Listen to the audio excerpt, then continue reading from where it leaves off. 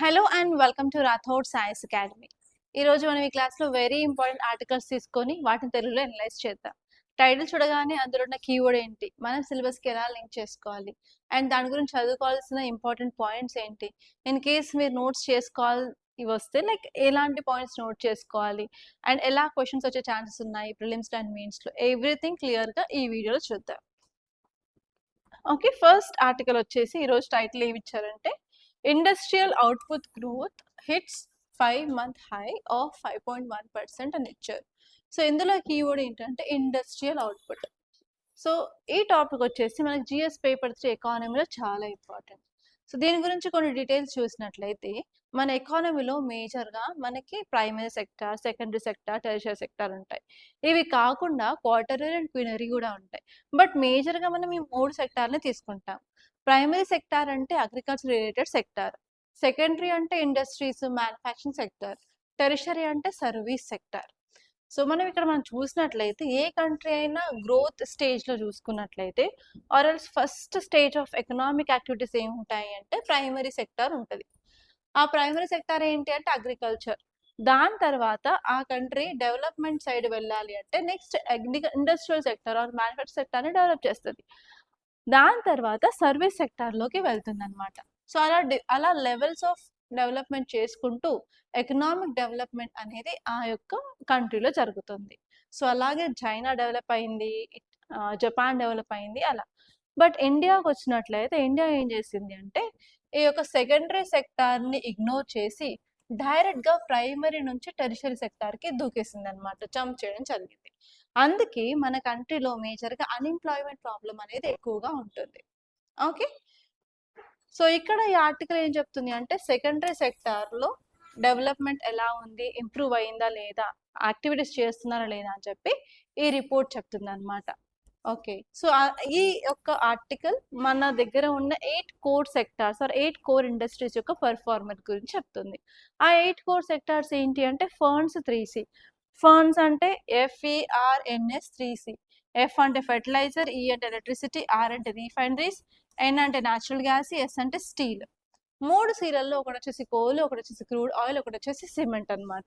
ఇది mnemonic to remember 8 core industries. So ఇక్కడ ఈ ఆర్టికల్ ఏం చెప్తుంది అంటే గత 5 నెలలతో పోలిస్తే ఈసారి కొంచెం గ్రోత్ అనేది మన ఇండస్ట్రియల్ సెక్టార్లో కనిపిస్తుంది అని చెప్పింది. ఓకే, ఇక్కడ దానికి సంబంధించిన రీజన్స్ మనం చూసుకోవాలి. ఇక్కడ రీజన్ చూసుకున్నట్లయితే ఫర్టిలైజర్ సెక్టార్లో మనకి గ్రోత్ అనేది ఎందుకు ఉంది చూసుకున్నట్లయితే మనకి వెస్ట్ ఏషియాలో క్రైసిస్ అయితే ఉంది. ఆ వెస్ట్ ఏషియాలోని క్రైసిస్ వల్ల రీసెంట్గా స్ట్రైట్ ఆఫ్ హార్మోస్ని క్లోజ్ చేశారు.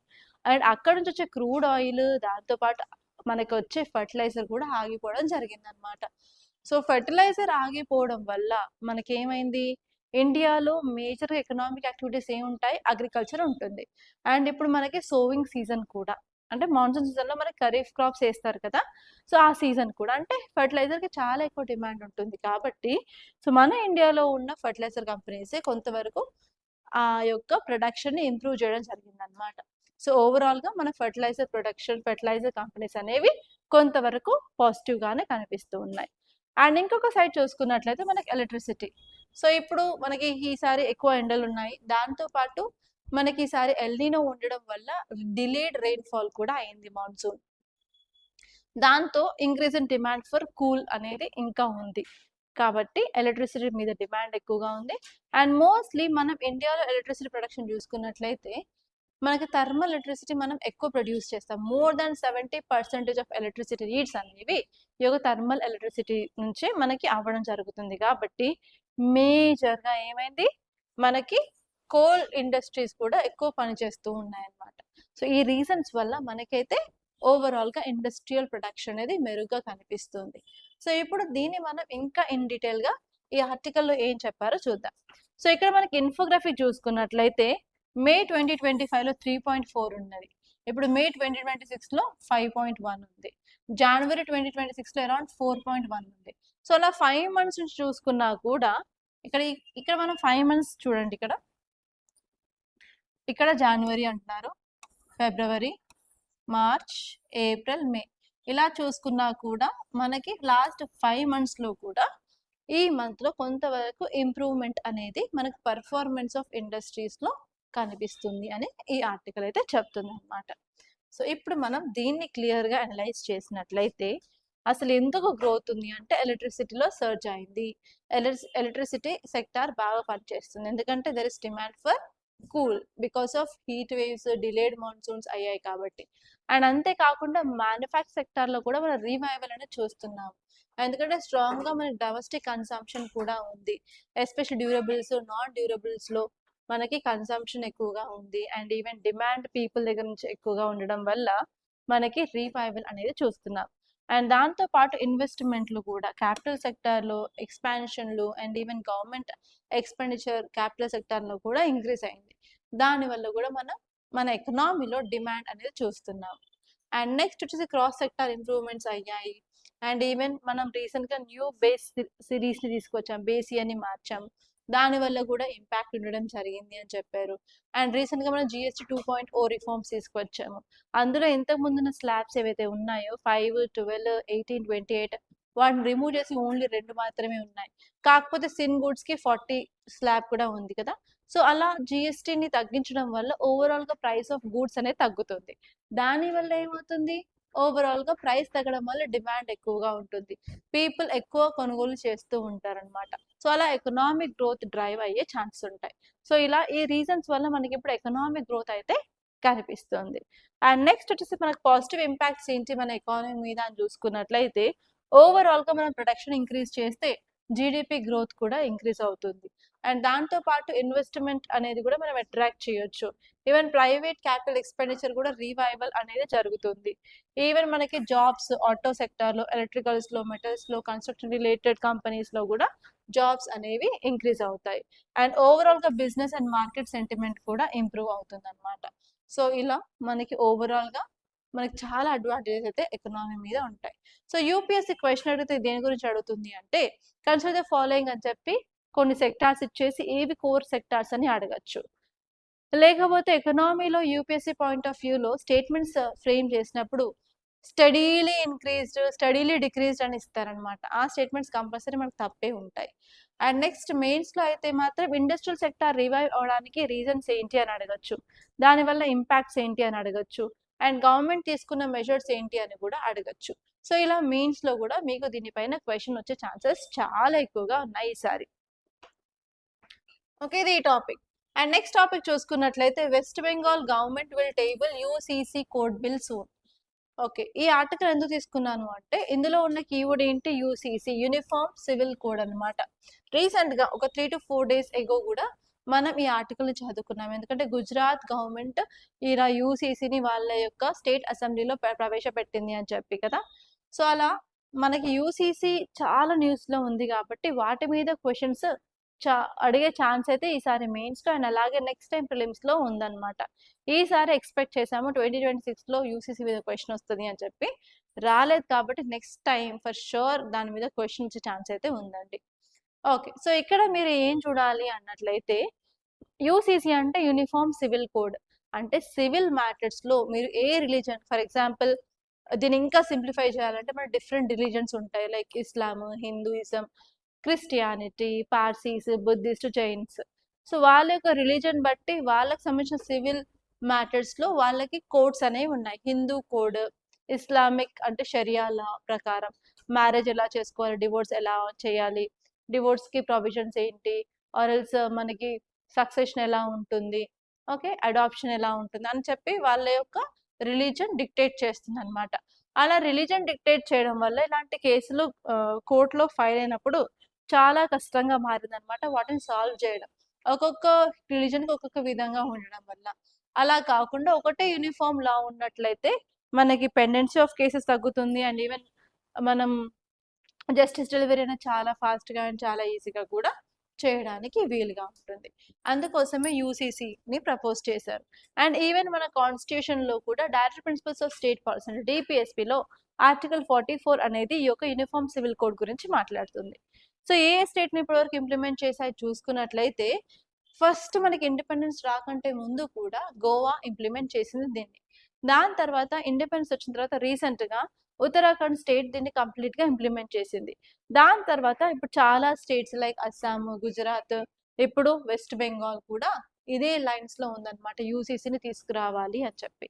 సో ఇక్కడ మెయిన్స్లో మీకు క్వశ్చన్ ఎలా వస్తుంది అంటే, UCC different states are coming up with this UCC bills. In the light of the statements, what is this UCC, what are the advantages and what are the arguments against this UCC అని యూపీఎస్సీలో mains question అడగచ్చు. ప్రిలిమ్స్లో అయితే consider the following statements regarding UCC అని చెప్పి 2-3 statements కింద ఇచ్చేసి ఏవి కరెక్ట్ ఏవి ఇన్కరెక్ట్ అని అడగచ్చు అనమాట. ఈ విధంగా మీకు యూపీఎస్సీలో క్వశ్చన్ వచ్చే ఛాన్సెస్ అయితే ఉన్నాయి. ఓకే, నెక్స్ట్ ఆర్టికల్ చూసినట్లయితే ఇక్కడ టైటిల్ ఏం చెప్తుంది, government launches platform to track maternal and child health. Okay, so నిన్న కూడా మనం ఒక పోర్టల్ గురించి చదివాం, అదేంటి, రూరల్ ఇంటర్నల్ ఆడిట్ పోర్టల్. అది మినిస్ట్రీ ఆఫ్ రూరల్ డెవలప్మెంట్ తీసుకొచ్చింది. సో ఇప్పుడు ministry of home affairs and family రెండు కలిసి ఇప్పుడు ఈ ట్రాకర్ని తీసుకొచ్చింది అనమాట. సో దాని మీద మీకు యూపీఎస్సీలో క్వశ్చన్ అడగచ్చు. Which of the following ministry recently launched PM family care tracker అని అడగచ్చు. లేకపోతే consider the following statements regarding PM family care tracker అని చెప్పేసి దాని కింద 2-3 స్టేట్మెంట్స్ ఇవ్వచ్చు. ఈ విధంగా క్వశ్చన్స్ అయితే అడిగే ఛాన్సెస్ అయితే ఉన్నాయి. ఓకే, ఇప్పుడు మనం ఈ యొక్క కంటెక్స్ట్ చూసినట్లయితే పిఎం ఫ్యామిలీ కేర్ ట్రాకర్ అనేది ఒక పైలట్ ప్రాజెక్ట్ అనమాట. అది ఎక్కడ లాంచ్ చేశారు అంటే గుజరాత్లో లాంచ్ చేయడం జరిగింది.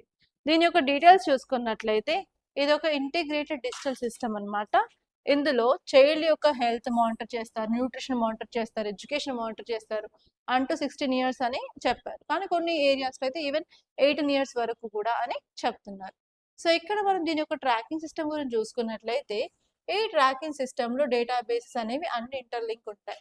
లైక్ బర్త్ రిజిస్ట్రేషన్ దగ్గర నుంచి వాళ్ళ యొక్క స్కూల్ అడ్మిషన్స్, వాళ్ళు ఎలా పర్ఫామ్ చేస్తున్నారు, ఎవ్రీథింగ్ ఇంటర్లింక్ అయి ఉంటుంది అనమాట. ఓకే, నెక్స్ట్ ఆర్టికల్ చూసుకున్నట్లయితే why are states opposing VBG RAM G. ఇది చాలా ఇంపార్టెంట్ అండ్ ఈసారి ఫర్ షూర్ 2027లో ప్రిలిమ్స్ క్వశ్చన్, అలాగే 2026 మెయిన్స్ క్వశ్చన్ కూడా దీని మీద వచ్చే ఛాన్స్ ఉంది. First of all VBG RAM G అంటే ఏంటి, Viksit Bharat guarantee for Rozgar Ajeevika mission Grameen.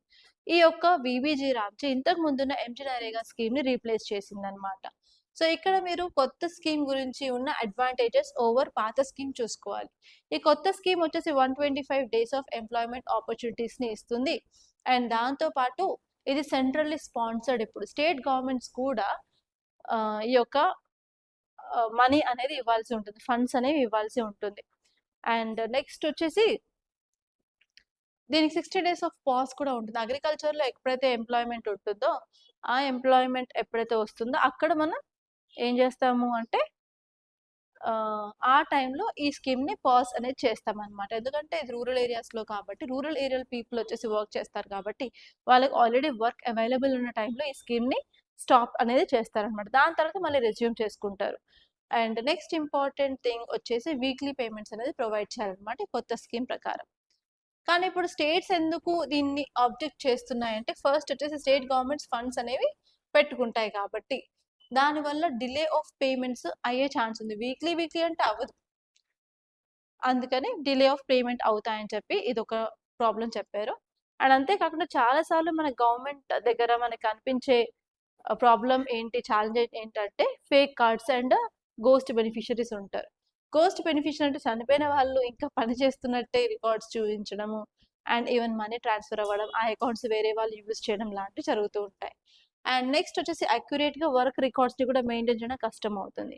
ఎందుకంటే మనకి అన్ని విలేజెస్లో ప్రాపర్గా ఇంటర్నెట్ ఫెసిలిటీ లేదు. ఎస్పెషల్ రిమోట్ ఏరియాస్లో, ఇన్ఫ్రాస్ట్రక్చర్ లేని ఏరియాస్లో కూడా ఇది ఇంప్లిమెంట్ చేయడం అంటే కష్టం. అండ్ అంతేకాకుండా లోకల్ లెవెల్లో పొలిటికల్ ఇంటర్ఫియరెన్స్ని కంట్రోల్ చేయడం కూడా చాలా కష్టంగా ఉంటుంది. అండ్ ఈవెన్ ట్రైనింగ్ ఆఫ్ గ్రామ పంచాయత్ అండ్ లోకల్ అఫీషియల్స్ కూడా కష్టం అవుతుంది. అండ్ ఈవెన్ డిజిటల్ యాక్సెస్ని కూడా ప్రొవైడ్ చేయడము అండ్ ఈవెన్ క్వాలిటీ ఆఫ్ అసెట్స్ని మానిటర్ చేయడం కూడా ప్రాబ్లంగా మారుతుంది అనమాట. సో ఇలా కొన్ని ఛాలెంజెస్ వల్ల స్టేట్స్ ఇది కాదు, వెనక్కి వెళ్దాము, ఎంజీ నరేగానే ఇంప్లిమెంట్ చేద్దాం అన్నట్టు అవి కూడా కొన్ని సజెషన్స్ అయితే ఇస్తున్నాయన్నమాట. ఇది ఈ టాపిక్ గురించి ఇన్ డీటెయిల్. దీని మీద మీకు మెయిన్స్లో ఫర్ షూర్ క్వశ్చన్ వచ్చే ఛాన్స్ ఉంది. You have to be very very careful అనమాట. ఓకే, అండ్ మీకు మెయిన్స్లో కొన్నిసార్లు ఈవెన్ ఆబ్జెక్టివ్స్ గురించి కూడా మీకు క్వశ్చన్ అడిగే ఛాన్స్ ఉంది. ఇక్కడ మీరు ఆబ్జెక్టివ్స్ చూసుకున్నట్లయితే ఏమి ఇచ్చారు, ఫస్ట్ వచ్చేసి 125 days of guaranteed wage employment అని చెప్పారు. ఓకే. నెక్స్ట్ వచ్చేసి లైవ్లీహుడ్ సెక్యూరిటీని రూరల్ ఏరియాస్‌లో ప్రొవైడ్ చేయాలని అనుకుంటున్నారు. ఇది ఇంకో ఆబ్జెక్టివ్. అండ్ నెక్స్ట్ వచ్చేసి వాళ్ళు ప్రొడక్టివ్ అండ్ డ్యూరబుల్ రూరల్ అసెట్స్‌ని కూడా మనం క్రియేట్ చేయాలి అని అనుకుంటున్నాము. అండ్ నెక్స్ట్ వచ్చేసి గ్రామ పంచాయత్స్ యొక్క రోల్ కూడా లైక్ ఇంప్రూవ్ చేయాలి అని అనుకుంటున్నారు. అండ్ నెక్స్ట్ వచ్చేసి ఈ యొక్క స్కీమ్‌లో ట్రాన్స్పరెన్సీ అండ్ అకౌంటబిలిటీని కూడా ఇంక్రీజ్ చేయాలని వీళ్ళు అనుకుంటున్నారు. అండ్ నెక్స్ట్ వచ్చేసి ఈ రూరల్ ఎంప్లాయ్మెంట్ని క్రియేట్ చేయడం వల్ల మనం రూరల్ ఏరియాస్లో అసెట్స్ని కూడా క్రియేట్ చేస్తాం. అసెట్స్ అంటే రూట్స్ లే చేయడము, ట్యాంక్స్ బిల్డ్ చేయడము, అండ్ ఈవెన్ చెరువులు తవ్వడం లాంటివి, చెట్లు నాటించడము, స్కూల్ బిల్డింగ్స్ కట్టించడము, హాస్పిటల్స్ని కట్టించడము. దానివల్ల మనం రూరల్ ఏరియాస్లో కూడా డెవలప్మెంట్ చేస్తాం కాబట్టి వికసిత్ భారత్ 2047లో కూడా ఇది చాలా యూజ్ అవుతుంది అనమాట. అండ్ నెక్స్ట్ వచ్చేసి ఈ యొక్క స్కీమ్లో మనం ఫోకస్ చేసేది 4 ఏరియాస్ మీద. ఫస్ట్ వచ్చేసి రూరల్ ఏరియాని డెవలప్ చేస్తాము. నెక్స్ట్ వచ్చేసి రూరల్ ఏరియాలో ఇన్ఫ్రాస్ట్రక్చర్ క్రియేట్ చేస్తాము. అండ్ థర్డ్ వచ్చేసి అగ్రికల్చర్ని ఇంప్రూవ్ చేస్తాము ఆ ఏరియాస్లో. అండ్ దాంతోపాటు లైవ్లీహుడ్ స్కీమ్స్ని కూడా మనం చేయడం జరుగుతుంది అనమాట. సో ఇవన్నీ కూడా 4 important things. And next article చూసుకున్నట్లయితే టైటిల్ ఏం చెప్తుంది? Cotton middle. సో మీరు కనుక ప్రతిరోజు మన కరెంట్ అఫైర్స్ వింటున్నారా చదివినా కూడా సో మీకు ఈ టాపిక్ గురించి తెలిసే ఉంటుంది. ఒక 2 days బ్యాక్ మనం ఎన్సీబీ రిపోర్ట్ గురించి చూసాం. ఎన్సీబీ అంటే నార్కోటిక్స్ కంట్రోల్ బ్యూరో రిపోర్ట్ అనమాట. ఆ బ్యూరో రిపోర్ట్ ఏమి ఇచ్చింది? ఇది అర్థం చేసుకోవాలి అంటే కొంత బేసిక్స్ మనకి తెలియాలి.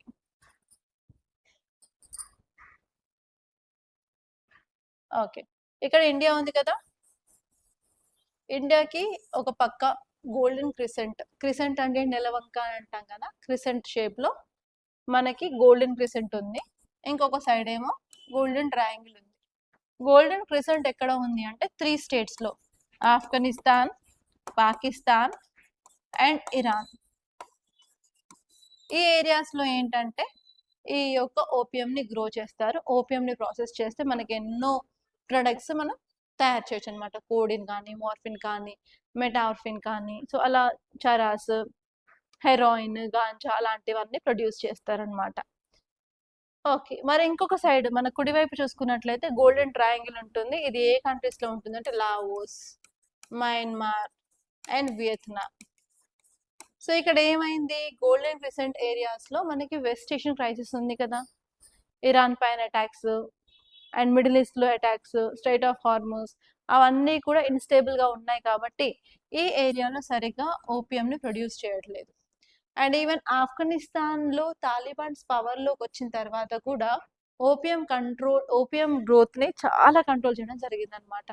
సో ఏమవుతుందంటే మనకి మార్కెట్లో అయితే డిమాండ్ ఉంది డ్రగ్స్కి, బట్ ఇక్కడ ఈ క్రిసెంట్లో మాత్రం ప్రొడక్షన్ చాలా తగ్గింది కాబట్టి ఏదైతే వాక్యూమ్ క్రియేట్ అయిందో ఆ వాక్యూమ్ని ఎవరు ఆక్యుపై చేసుకున్నారు అంటే గోల్డెన్ ట్రయాంగిల్ ఆక్యుపై చేసుకుంది. సో ఇప్పుడు గోల్డెన్ ట్రయాంగిల్ ఉన్న రీజన్స్లో చాలా ప్రొడక్షన్ అనేది పెరిగింది.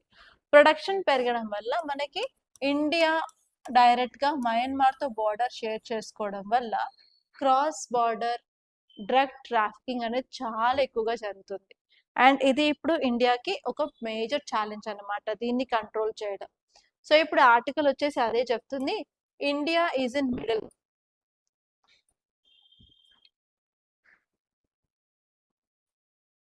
Okay, just a minute.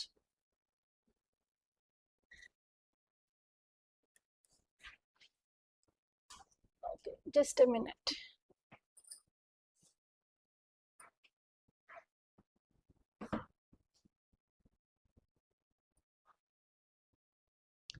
Okay, so ఇప్పుడు మనం ఈ ఆర్టికల్ చూసినట్లయితే ఇది ఏం చెప్తుందంటే కాటన్ మిడిల్ అంటే అర్థం ఏంటి? ఇటు గోల్డెన్ క్రెసెంట్, గోల్డెన్ ట్రయాంగిల్ మధ్యన చిక్కుకుంది. India is sandwiched between golden crescent and golden triangle అని అంటామన్నమాట. ఓకే, సో ఇప్పుడు మనం దీన్ని చూసినట్లయితే ఈ ఆర్టికల్ ఏం చెప్తుంది? రీసెంట్గా ఎన్సీబీ రిపోర్ట్లో చాలా విషయాలు అయితే బయటకు వచ్చాయి. చాలా ఏరియాస్లో డ్రగ్ ట్రాఫికింగ్ అయిపోయింది. డ్రగ్ ట్రాఫికింగ్ వల్ల మనకి యూత్ చాలా వరకు అడిక్ట్ అయిపోయారు ఆ యొక్క డ్రగ్స్కి అన్నట్టు చెప్పారనమాట. సో ఇక్కడ ఏం చెప్పింది అంటే ఇప్పుడు డ్రగ్ ట్రాఫికర్స్ ఏం చేస్తున్నారు, డ్రోన్స్ని యూజ్ చేసి స్మగ్లింగ్ అనేది చేస్తున్నారు బార్డర్స్ దగ్గర. డ్రోన్స్ యూస్ చేసుకొని డ్రగ్స్ స్మగ్లింగ్ చేస్తున్నారు.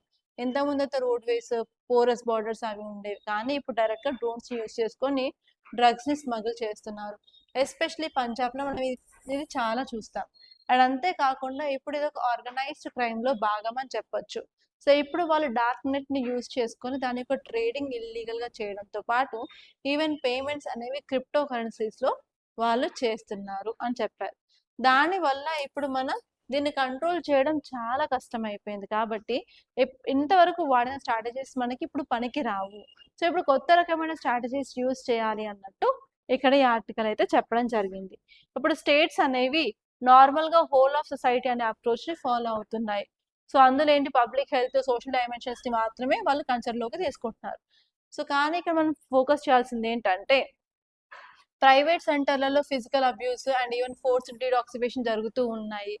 అండ్ ఈవెన్ కొంతమంది గవర్నమెంట్ రిలేటెడ్ డి అడిక్షన్ సెంటర్స్కి వెళ్ళాలి అంటే కూడా వాళ్ళు సోషల్ అబ్స్ట్రక్షన్ ఉంటుంది, సోషల్ స్టిగ్మా ఉంటుంది అని చెప్పి వెళ్ళకుండా ఉంటున్నారు. సో ఫస్ట్ ఆఫ్ ఆల్ మనం అవేర్నెస్ అనేది పెంచేసి మనం డ్రగ్ అడిక్షన్స్కి కావాల్సిన సొల్యూషన్స్ తీసుకురావాలి, డ్రగ్ డి అడిక్షన్కి అన్నట్టు ఈ ఆర్టికల్లో చెప్పారనమాట. అండ్ అంతేకాకుండా మనం హై డెన్సిటీ ఉన్న ఏరియాస్ని ఫస్ట్ ఐడెంటిఫై చేసి అక్కడ మనం స్టార్ట్ చేయాల్సి ఉంటుంది, ఎస్పెషలీ డి అడిక్షన్ అనేది అని చెప్పడం జరిగింది. అండ్ అంతేకాకుండా ఉమెన్కి సంబంధించి ప్రాపర్గా సెన్సిటివ్ జెండర్ రెస్పాన్సివ్ ట్రీట్మెంట్ అనేది ప్రాపర్గా అవైలబుల్గా లేదు. అవి లేవు కాబట్టి మనం వాటిని gender only women related de addiction సెంటర్స్ని కూడా మనం ఏర్పాటు చేయాల్సి ఉంటుందని చెప్పారు. And mostly de addiction centers అనేవి అర్బన్ ఏరియాస్లో కాన్సన్ట్రేట్ అయి ఉన్నాయి, అంటే ఎక్కువ అక్కడే ఉన్నాయి. వాటిని రూరల్ ఏరియాస్లోకి కూడా మనం తీసుకురావాల్సిన అవసరం ఉంది అని చెప్పారు. అండ్ అంతేకాకుండా మనకి ఈ డ్రగ్స్ యూస్ చేయకుండా చీపర్ ఆల్టర్నేటివ్స్ ఏమైనా ఉంటే వాటిని మనం ఎఫెక్టివ్గా ట్రీట్మెంట్లోకి వాడినట్లయితే ప్రాపర్గా ఈ విత్డ్రావల్ సిమ్టమ్స్ ఏమైతే ఉంటాయో వాటిని కంట్రోల్ చేయడానికి యూస్ఫుల్గా ఉంటుంది అని చెప్పి ఈ ఆర్టికల్ అయితే క్లియర్గా చెప్పడం జరిగింది. సో ఇప్పుడు మనం ప్రిలిమ్స్ ప్రాక్టీస్ క్వశ్చన్స్ చూద్దాం. సో నేను ఇక్కడ 2 ప్రిలిమ్స్ ప్రాక్టీస్ క్వశ్చన్స్ తీసుకొచ్చాను, ఇవి చూడండి. ఫస్ట్ వచ్చేసి యూసీసీ గురించి. ఇక్కడ 3 స్టేట్మెంట్స్ అయితే ఇచ్చారు, ఒకసారి అయితే అవి చూడండి. ఫస్ట్ స్టేట్మెంట్ వచ్చేసి it aims to replace personal laws of all religious communities with one common civil law అని ఇచ్చారు. సెకండ్ వచ్చేసి it deals with criminal laws applicable across India. Third వచ్చేసి it is mention under DPSP. So ఇందులో ఏ statements correct, ఏ statements incorrect చూసుకొని కింద కమెంట్లో అయితే ఆన్సర్ అయితే చెప్పండి. అండ్ నెక్స్ట్ ఇక్కడ ఇంకో క్వశ్చన్ చూసుకున్నట్లయితే with reference to PM family care tracker consider the following statements అని ఇచ్చారు. ఫస్ట్ వచ్చేసి it is a digital platform develop to strengthen beneficiary tracking and service delivery. Second వచ్చేసి it integrates information related to eligible families for welfare interventions. And third వచ్చేసి it is implemented by the Ministry of Defence. ఇందులో ఏ statements కరెక్టో కింద కామెంట్లో అయితే చెప్పండి. That's all guys, by this I'm concluding. Thank you so much. మీకు కనుక ఈ వీడియో నచ్చితే లైక్ చేయండి, అలాగే షేర్ చేయండి. అండ్ మీరు కూడా యూపీఎస్సీ ప్రిపరేషన్ స్టార్ట్ చేయాలి అనుకున్నట్లయితే మన దగ్గర ఆన్లైన్లో అండ్ ఆఫ్లైన్లో బోత్ కోచింగ్ అయితే అవైలబుల్గా ఉంది. You can contact us for further details on this number 8074765513. మీరు డైరెక్ట్గా నన్ను కలవాలి, మీట్ అవ్వాలి, మాట్లాడాలనుకున్నట్లయితే you can visit our academy. మన అకాడమీ వచ్చేసి అశోక్ నగర్లో ఉంది, అశోక్ నగర్ హైదరాబాద్లో ఉంది. అక్కడికి వచ్చేసి వికాస్ బుక్ సెంటర్ అని అడిగితే ఎవరైనా చెప్తారు. దానిపైన సెకండ్ అండ్ థర్డ్ ఫ్లోర్లో మన అకాడమీ ఉంటుంది. You can come and you can visit us guys. And I wish you all the best. Thank you so much.